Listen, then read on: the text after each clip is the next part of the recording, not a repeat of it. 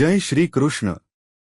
नमस्कार मित्रांनो, आज आपण ऐकणार आहोत एका अशा दिव्य व्यक्तिमत्वाची कथा ज्यांच्या बासरीच्या सुरांमध्ये प्रेम आहे, ज्यांच्या कर्मामध्ये धर्म आहे आणि ज्यांच्या वचनांमध्ये ज्ञानाचा झरा आहे। होय, आपण बोलत आहोत भगवान श्रीकृष्ण यांच्याबद्दल।